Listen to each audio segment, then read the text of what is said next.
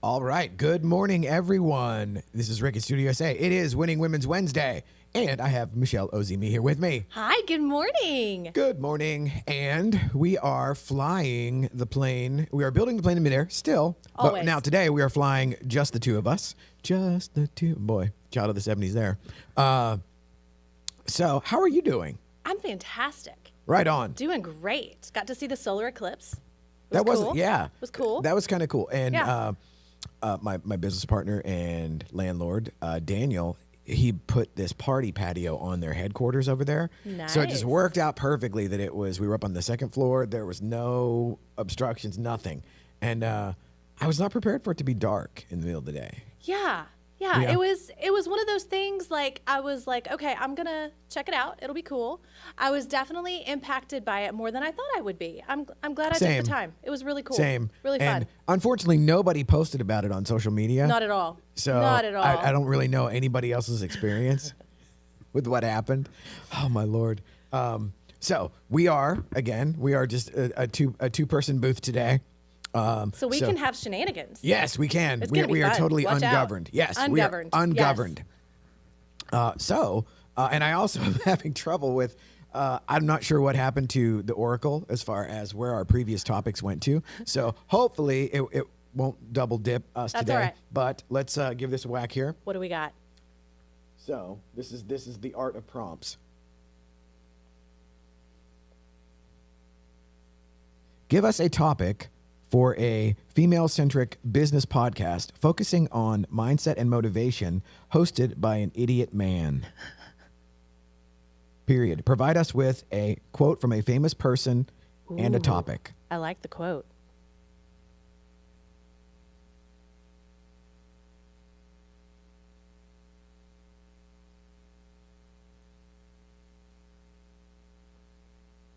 We have dead air. Boy, look. Oh, yeah. I'm sorry here. It's actually. So it says mind over matter. Ooh. Empowering women through tenacity and transformation. Ooh, good one. Here we go. The question isn't who is going to let me in, it's who is going to stop me. And that is Ayn Rand. That is good. So for all of us, for all of our objectivist folks out there, we are going down the Ayn Rand street. Okay, so I Well love the idea done. of, Yeah. Thank you, Oracle. So the idea of tenacity, that is something that, so my social media feeds are usually ate up with hustle porn, where it's just nothing but like motivation. Rah, Yes. rah. Yes. And so it's very much a masculine thing. So Sure. I'm curious as, are there any gals that are, so like, I could list off a ton of like the David Gogginses of the world, or the guys that are the, former like Jocko Willink, or the guys that are Joe Rogan that were either former fighters or just, fill in the blank of like whatever stereotypical masculine. So is there a female equivalent to that as far as like a business idol or the vision of tenacity and grit? I think it comes off a little different. There Okay. absolutely is. I don't think it comes off as like when you talk about Jocko. He's kind of yelling and he's a little more aggressive in Yeah. his determination. Funny enough, I was reading from his book yesterday. It just looks different. I Yes. think with women, it's a little calmer. It's a little more inner game Okay. and a little more just structured. Like I feel like with men, it's just out there. Like, this is who I'm going to be. This is what I'm going to do. So a more projected, More proactive. projected. Okay. More projected. But when you look at successful women, oh my gosh, there's so many in so many different worlds. Brene Brown. And she's very calm, but Yes. she has a very clear sense of who she is and what she wants to accomplish. Trying to think. That's the hard part with the Oracle is you're not prepared. Well, yeah, that to me is the double-edged sword. Yes, and I the love it. and the fun of it. And so, like like what you're saying about like the Jockos and those guys of the world, where it's very much they come from like Navy SEALs, Yeah. or where they come from a background where you are literally imprinted Yeah. with that formula, and they tell you what to do. So I'm assuming and somewhat guessing that the female experience is not that. Where No. Now, when you look at the Jockos of the world, so you start leaning more towards the athlete and that sort of thing, look at, is it Caitlin Carter, that just accomplished so much in basketball? She's absolutely tenacious. Yes. Absolutely tenacious. So on the athlete side, I think for the female that works. When you get into the professional business world, I think that in the past, and it's changing, but women had to be a little more subdued. Not submissive, but subdued in order to really be tenacious. Because I think if they were too vocal, they would be seen as troublemakers and difficult. Yes. And too opinionated. Well, kind of like the gals we had last week, where they were talking about the male coaches coach the girls just as if they were boys. Yes. And so they kind of had that different approach where it's like, okay, stylistically and the angle that they're approaching it from, they were also basing that on their experience where, you know, there is that sort of almost stereotypical generic male. That's why I joke about the hustle porn thing where it's like, you know, get up at 5 a.m. or get up at 4 a.m. or get up at 3 a.m. or never go to bed, you know, and then go cold plunge and then just da-da-da. Yeah. I don't ever see that sort of thing replicated in the female world. Where No, it's very different. And in fact, the morning routine is very different for the female. I mean, we still work out, we still read our Bible, we still do our devotionals and we write, but it's a much calmer process. I don't think any female, at least that I know, is jumping into a cold plunge pool. That doesn't sound pleasant. I do know one or two that have them, but I would bet, if I had to bet my own money, I bet that they have it because of the men that they live with. Yeah, no, thank you. No need for that. So Right. Well, and it's like, hey, I'm not running out to do any kind of polar bear swim either. So now on the female perspective, because like a lot of times with the man side, it is based on what you can quantify and what you can track. So Yeah. I would say that that's probably analogous though too, right? Oh, for sure. Absolutely. I think more and more as we're seeing women enter fields in the STEM realm, they're just as analytical and just as interested in the spreadsheets and the facts and the numbers and the tracking as men. And I think they have just as much desire to move forward. They're just going to do it in a different way. Okay. Yeah. So now, do you think? So I can, you know, it's funny too because it's like you hear like, oh, you know, there are not enough girls in STEM or whatever. But it's like I can remember a point in time whenever I was young that like all of the smartest folks in the room on those subjects were the girls. Yeah. And then I guess it's somewhere. Is that sort of like conditioned out of y'all, or is it something? Absolutely. Okay. Yeah. We learn differently. So it's not so much that it's conditioned out of us. We could do a whole show on the American education system. But it's not that it's conditioned out of us. It's teachers teach one way, which God bless the teachers. Like you mean so basically like teach to the test. They teach to the test. Yes. And for some girls and boys too, that's not how they learn. And so that's why they become less involved in the science, the technology, those types of things, because just the way our brains are, we navigate more towards the literature and the writing and the history and those types of subjects. Okay. I always get it backwards, which is left and right brain. Oh, I don't know. I can't remember that either. Well, whichever it is, it's that one. It's that one. Yeah. And so my sort of take on the educational system was it was really designed just so you would be trained to work in a factory. Yes, absolutely. You know, it's like you go to a place and they tell you to do a thing, then the bell rings, then you do a different thing, and then the bell rings and you go back to doing the other thing. And then they would probably, you know, maybe skim the cream off the top. Yeah. You know, but like the standardized test, teaching to the test, like one of the things that got me into a lot of trouble in life was that I do well on standardized tests. Yeah. And so, you know, much like in the sales world, production covers a multitude of sins. Absolutely. So does testing well, you know. And so I was left alone a lot, or left to my own devices, because for the outward, you know, appearance, I'm at the top of everything, you know, like gifted and talented and all that ridiculousness. And it was just the idle, you know, the idle hands. Yeah. Yes, I was understand. Absolutely the devil's workshop. And now I really wouldn't change anything that way, but I have to learn everything the hard way as well. Yeah. You know, so it's like, I think now, you know, like the guys that work for me, they're all in their 20s, and it's like, wow, if I was that together and that sort of like dedicated and nose to the grindstone or whatever, I'd be like the governor of California, or the governor of Texas, or something. Not the governor of California. Maybe not California. That would require me to be in California, which I True. won't. But the idea of teaching to the test, whether it be boy or girl, that just sort of leads to like this formulaic approach to everything. And then I've known folks that, myself included, whenever I suddenly realized like, oh, life is nothing like the standardized test. No. Then what? So now from yours, so like with us in on the guy side of the equation, it's just like you basically just, you get your ass kicked, and then how do you handle that? You know? And so a big part of even now the guys that would work for me or the guys that I would sponsor or what have you, it becomes this thing of, you know, the Mike Tyson quote, everybody's got to play until they're punched in the face. Yeah. You know, and really it doesn't matter how you react. It just matters that you keep going. And that's where I feel like men and women are different, and women have to learn to overcome that. Men, they will have an experience and it goes poorly, and they are happy to learn from that experience and just keep going. There's no pouting, there's no thinking about it or analyzing it 100 different ways. They just keep going. How much of that do you think is nature and nurture? Because I've known some soft ass guys that were like, and I was sure in hindsight now I would look back and say that was just anxiety or that was just imposter syndrome or whatever, but it manifested as like, you know, they got punched in the face, and then it was like, oh, I suck. I can't, you know, then that fear kicks in or whatever. Now they're afraid to get punched again, which that's a reasonable, you know, human reaction or whatever.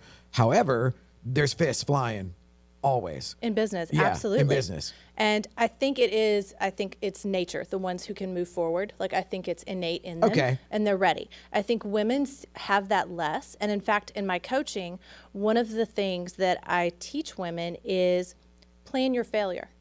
Like, set a fail goal. You know, we do a lot of, as realtors, as salespeople, we do cold calling. We do all types of things. In any sales business, you have things you have to do where you're getting rejected. Yes. So set a goal. I'm going to fail 30 times before I get that appointment, before I get that listing, so then as you're failing forward, you're accomplishing something. Okay, so like not quite gamifying, but you're certainly taking I would say like, okay, that's a very masculine approach where it's like, okay, you know, for example, okay, Babe Ruth or Ted Williams or whatever, they batted say 350 to 400. Okay, well that means they struck out 6 times out of 10. And they knew they had their stats and their numbers, and they knew that was what it was going to take, and they were okay with it. Whereas women, the imposter syndrome and the fear and all the things kick in, and they will step back and say, okay, I'm going to wait. I've made 3 calls, or I've done this 3 times and it hasn't worked out. So, you know, I'm just going to go back over here to what I know. That's not great, but I'm going to keep doing it. Yeah, it's like, it's hell, but it's my hell. Yes, and exactly. It's familiar. Exactly. Which that happens a lot in the world of recovery and stuff. Absolutely, too. Where it's like, it's like, you know, from sitting over here in the bleachers, that looks like it sucks, you know. But it's your comfort level. Exactly, but for somebody's in it. So now, how do you break them out of that comfort? I mean, I guess it presupposes that they want to break out. They have to want it.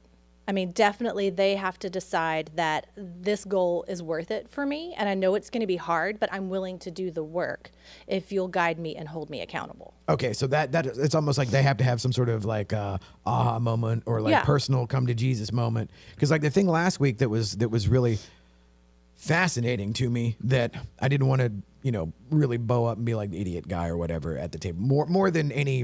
It was a sensitive topic. Yes. Yeah. But like more about the coaching. Yeah. Versus the other, it's like I have a lot of dealings with that in the recovery world. So like, I would tread lightly on that no matter what. But given the everything in total, it was, my curiosity was the male coaching versus the female coaching. My first thought is like, oh my God, why would a dude want to coach girls soccer anyhow? Like, oh Lord. And then I thought, well, maybe they got the kid, you know, or whatever. Yeah. But then it becomes that living vicariously. And now are they just treating the girl like a boy? And I think that's what we run into as women and as daughters that are in athletics. You do see that a lot. That's changing. I'm seeing more and more of that changing. But I was interested that in the soccer community, so many male coaches still dominating. Well, in there, I would be curious because I'm always fascinated how this stuff shakes out as far as just the stats, just the numbers. So I would think that there would be some aspects of that hard-nosed, ass-kicking, just kind of Vince Lombardi grind it mentality. That's going to power through some stuff that a softer approach just wouldn't, or might not even go in the direction of. So is there such a thing as that, just sort of where you might overcome some of the statistical shortcomings just by brute force? I think it depends on who you're dealing with. So absolutely. Now we're talking about 6-year-old girls. Right. So I don't know that Vince Lombardi comes into play. Right. But on a different level, if you're talking about professional sports, then yeah, they're there to do a job. And there's a responsibility for them to achieve. So a good coach is going to figure out what makes that team achieve. And for some gals, it can be brute force. I was in a job, one of my first jobs, many, many years ago. And it was toxic and vicious to everyone, not just the males or not just the females. It was everyone. But it was a sales job. We had sales to meet, or we were going to be let go. And I had a family to feed, so I was going to meet those sales. So yeah, the brute force in that situation worked. Did I thrive? Did I enjoy it? Did I stay there long? Absolutely not. So as the leader in that circumstance, what do you want the results to be? You might make the numbers for the month, but are you going to be rehiring people every quarter? And to that, having my same exact experience, and this will be interesting because this is where we're different. So I would say the managers that I know, what up, Jacob, that the brute force was the thing. And we got the numbers, and there wasn't too terribly high of a turnover, but by any objective HR department measure or whatever, it would have been, quote, toxic. Sure. However, I loved it. Okay, you thrived. And I loved the idea of you're coming in there and you're either, it's very much a Shark Tank, and it's very much kill or be killed, and it's straight commission at the end of the day. Yeah. Because if you don't produce, you're fired. Yeah. So it's you eat what you kill, and there is nobody there to hold your hand. And so, and like there, I don't know if that was just nature, nurture, luck of the draw or whatever, but I loved it. And I loved thriving. And then now, would you still love it? Because there's also seasons of life, whether you're male or that's female. That's true. And where I was going with that is if I would have sucked at it, because because where I was going with this, and to dovetail back to the coaching part, where it's like, if you are physically gifted and athletically gifted, so like say I was gifted, like I love the sound of my own voice, and it's like I can talk. And great hair. That costs money. But if doesn't everything. But if you can sell, you can get it all sorted out. But the idea of it's a coin toss. Whether did I love it because I was good at it, or was I good at it because I could handle it, and then that forced me. And that's what I was meaning by the brute force. Yeah. Where it's like, because there's that certain thing of any new endeavor, you suck. You know, For sure. The first time you hit the piano keys, or the first time I picked up a guitar or whatever, I was just god awful. And I'm slightly less god awful now. Right. But there is that thing of, do you think that's part of like fighting through the part of the, when we were talking earlier about fighting through the obstacles or the, because it's like, there are certain things that you do that you just like them. And so that sort of overcomes any barrier that is from a skill deficit. Yes, because whether you're male or female, I think that if you are loving it, then you're going to take the time and the education and the accountability to get over that hump. Versus if you don't love it, but you got to do it, which is like I don't know, which is better, the brute force of the Lombardi style? Well, you may do it, but you're not going to stay. You're going to be looking for the next thing. And I think that's okay, because if you're not happy in what you're doing, you shouldn't stay miserable forever. True. So yeah, and there is something about the American work ethic at times where it's like just to be put upon.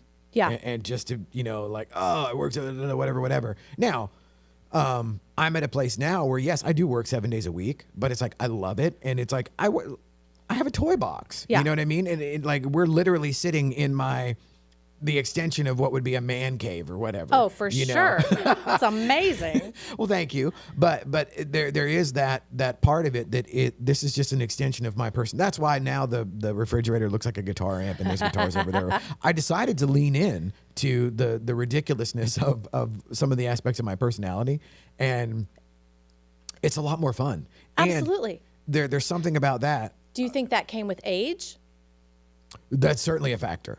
Okay. Yes. There are certain things that I think you age out of, which and it's so weird because until you actually have it happen, Yeah. that it seems like just a cliche. Yeah. Where, I no longer care about a lot of things that used to, there might be something where I would notice it in the mirror. I would notice it walking by and be like, man, that would have used to bothered me a long time ago. However, no, the hair still does. And now I'm not going to be one of those guys that does the Jerry Jones or whatever, but it's like, I don't like the evidence of aging. No one does. Yeah. It sucks. Yeah, it is. It is just. That's why you've got the best cameras. Yeah, and like sooner or later we're probably going to do like the old school Hollywood Vaseline on the lens or whatever, where we all look like Sybil Shepherd in Moonlighting. Oh, I love it. Moonlighting. Oh my goodness. How That's about a good that? one. How about that for a callback? Wow. The original rom-com Yes. of shows, and that's where Bruce Willis became a star. Yes, love him. Yeah, and I actually really liked that show, which I'm not sure where my head was at back then, but it translated well into Die Hard, which came next, and that's much more in my wheelhouse. There you go. Because now I am truly a child of the '80s, so it's interesting now to see whenever I would show like my guys or whatever the standard operating like assembly line stuff that I grew up with. Yeah. Where there was the jingoistic stuff, where it's like, woo, like the flag and this, that, and the other thing. And just the ridiculousness of like Rocky IV, where he's fighting the 700-pound Russian guy that, they show the graphics where it's literally like he's hitting 2,000 pounds per square inch. And it's like, wait a minute, that would liquefy his insides if he just hit him once. But, I eat Very it up. manly. But yeah, and I still to this day, and it's like I was watching a documentary the other night on, I think, Peacock. It was about John Wayne. Wow. And it was about John Wayne manufacturing his personality, and because it's like his real name's Marion Morrison. Yeah. And that it had his youngest son was there, and then a bunch of other Hollywood luminaries that had interacted with him over the years. But going back to like we were talking about, like that male imprint. So I was raised very much in a John Wayne syndrome kind of a family. Okay. Where John Wayne wasn't even John Wayne. Right, exactly. Yeah, exactly. Which is the supreme irony that John Wayne isn't John Wayne. Like John Wayne created John Wayne. The only thing John Wayne was big. He was like 6'5" and just physically imposing. He was like the original imposter syndrome. Yes, 100%. Yeah. And the fact that like the whole 1950s pop culture, or there's certainly a sliver of it that is completely that. And For sure. completely manufactured. Back in the days too, whenever Hollywood was just all smoke and mirrors, Yes. and you never got past that. Versus now, where like every goofball that's on TV has an Instagram or whatever, and you can see right through it. And it's really disappointing now because it's like I do like that sort of illusion. Yes. It was magical. Yes, this is why I love pro wrestling. Not that I ever thought it was real, but it was like I loved wrestling. You and The Rock. Yes. He's back. Yeah. So a friend of mine, I watched that. That's a whole nother situation. But like the John Wayne thing, they talked about where that imposter syndrome ate him alive and drove him to an alcoholic death over his life because he played these hard ass, badass guys in World War II or whatever, and he never went. They said that deep down he was afraid to go. Wow. And that he had this weird manifestation of survivor's guilt. Yeah. From not going and then acting like making money off of. Yeah. And interesting. Yeah. So like when his family came out and said all of that, so it's like the imposter syndrome. We come by it honestly. We do. Yeah. Yeah. We absolutely sure. come by it honestly. Yeah. And so now how does that work where do women have, so like where I'm going with this is it's very easy for me to see and sort of deconstruct like all the examples of my childhood where it was like, okay, it was the John Wayne thing where it's like you just stuff it and you act like nothing ever happened. So what is is there a female version of that? Oh, I think absolutely. You see all the happy homemakers on television, and I don't even think you have to see them on television. You see them in real life. Oh my goodness. I think the most challenging thing for me was back when one of the kids was in elementary school and there was a cupcake baking contest. And I'm like, oh, this will be so fun. Me and Gracie are going to bake cupcakes. And I'm not a baker. And this was like 3rd grade. And so we like really went after it. So we baked these cupcakes and I tried to decorate them. And we go to drop off our entry into the contest, and I don't know who they had. They must have all been friends with Martha Stewart because these cupcakes were absolutely insane. Showroom ready. Oh, unreal. And all I could think was, I don't even like baking. I've spent 2 days doing this just to make her happy because she likes to bake. Or back then she did. And it was so heartbreaking. And it was like, oh, I have to work and I have to do all these things. And I did. I just felt like such an imposter because here's all these beautiful baked goods and mine tasted good, I think. Maybe. So, okay. So now I'm curious so like we all know, or it's very easy to track, like whatever young dudes are looking at or into nowadays, that would represent like what represents status for men. So what is it that, cause like for men, it's, a car, a watch, a very, very much a material thing. So what would represent status for a female in 2024? I think it depends on the age and the season of life. So okay, yeah. So subtracting out the idea that you would age out of stuff. So now it's the bags and the purses, okay. And and who the events you get invited to, those types of things. But I notice, and I'm kind of bad about this myself. So my daughter is in high school. So it's how smart is she? Really? What school is she going to go to? What she got on her SAT? Those types of things. Because we all want our kids to do great and we're living vicariously through them in one way or another. So it's that sort of thing. Okay, so that's, wow. So then, now what is it for your daughter actually for her? So if it's the mom that is now, okay, like I understand that, the show pony aspect of the kid, where the kid is almost just an accessory. Yes. Where it's like, look what I made. Yes, I did this. Yeah, finally something worked. Like it's a crafts, like an arts and crafts for project. sure. Now, for the kid, what is status now? That is a great question. Would it be like maybe like social media followers or some sort of? I think they're coming out of that. Really? Like, I think in some ways, the generation. So my daughter's 17; she's a junior. Is that Gen Z still? I think so. Okay. I think that group is just kind of over it. Wow. Okay, so that gives hope for humanity right there. Yeah, absolutely, absolutely. I think for them, well, they're all COVID kids. So they don't really know how to communicate with each other. None of them want to drive. As if the pre-COVID kids were fair. good at it. Yeah. That's but fair. No, but I mean, like, I say that only half kidding because I still don't really know what I'm, Amen. But the idea of, I look back whenever, I was 17 we were just idiots. Oh, yeah. I wanted my car and I wanted to go to the parties and just not get caught. Yes. And I always did, but I see that now to dovetail back again, because I tested well on standardized tests and I was able to present well. As it wasn't until the 11th hour that there were any cracks in the paint or that the quarter panel was dented or whatever. And by then it had gone too far. Oh yeah, by then it's like you're in another time zone. It's like, forget about it. There's no putting the toothpaste back in the tube. For sure. But I like the idea that the kids are now, and it's so funny too, because I look back at the ridiculousness of the icons and the things that I had as a kid. Oh yeah. But there's still a part of me that loves it. Yeah. And then it's like, man, that was just such a hollow pursuit. And there's the part of me, but I like hollow pursuits. Right? I right? enjoy, Let me enjoy something. I enjoy them. Yeah. And so I always think, so technically I consider myself an optimistic nihilist. Yes. Where I like it. It's basically like, oh yeah, we're going to hell in a handbasket. No doubt about it. However, the human spirit has the ability to pull it out of the ditch at any time, given enough impetus. The question is, will we? So that's a great question. I do feel like this generation that's coming has a huge spirit for that. They care more about the environment, people, those types of things than I feel like any generation before them.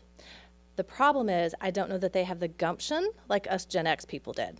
And that the tenacity. Yeah, the tenacity. Exactly. Good one. Yes. Yes. Way to go. Yeah, we brought it back. We brought it back. Yes.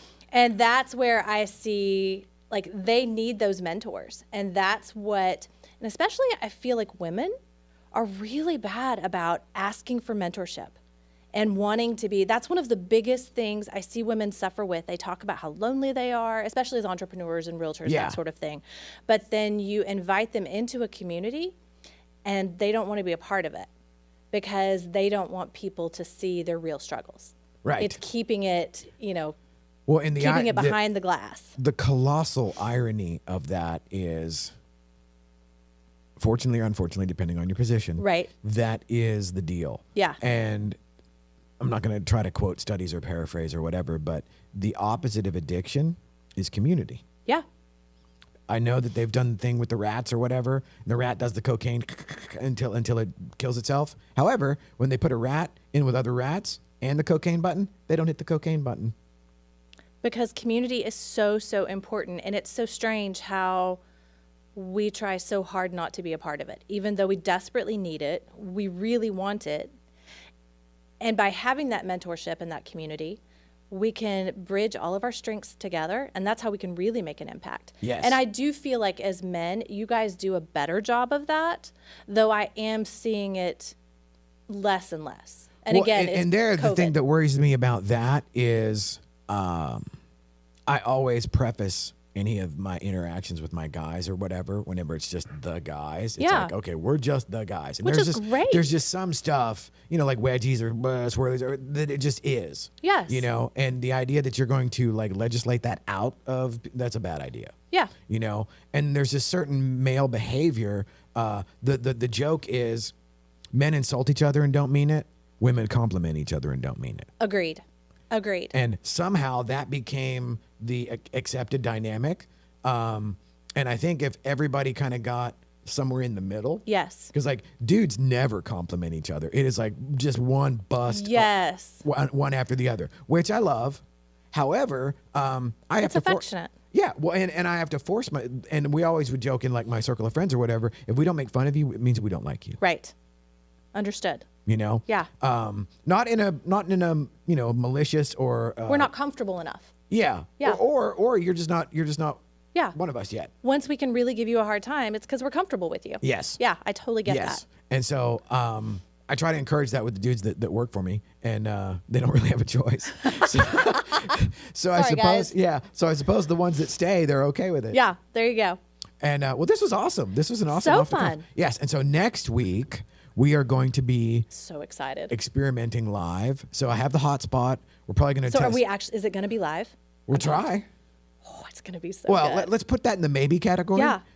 We might be live. It'll be recorded one For way or sure. the other. One way or the other. So it'll either go up later that day or we'll go live and record it too. So fun. So we And got the it's- hotspot. Yeah, the Oaklawn Metro Tax meeting. Yes. So we're crossing all the streams. We're going to do Winning Women's Wednesday. We're going to have Michelle. We're going to have the current president of Metrotex, Ashley Gentry. And we're going to have Yay. Sarah Parker Jones from my leadership class, class 26, best class ever.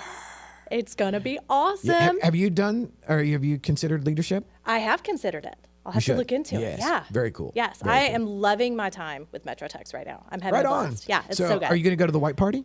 I think I am. Yes, So it's we'll on be the there. calendar. Yeah, we'll be there shooting it. Oh, I can't wait. I can't wait. Yes. So, That's the day after. yes, it's going to be a busy week. Yes. So everybody watch, and if you're a member of Metrotex, come to the meeting. It's Or at not, 9 a.m. or not. They'll take they'll sign you up 25 right there. bucks. They'll take your 25 bucks too. And they'll sign you up right there Yeah. and get your dues processed. It's a great breakfast, and you get to see me and Rick. It's going to be so fun. Yes, and we'll be live. Yeah, Probably. hopefully. Cool. Thank you, Peter. Let's go. Thanks, guys.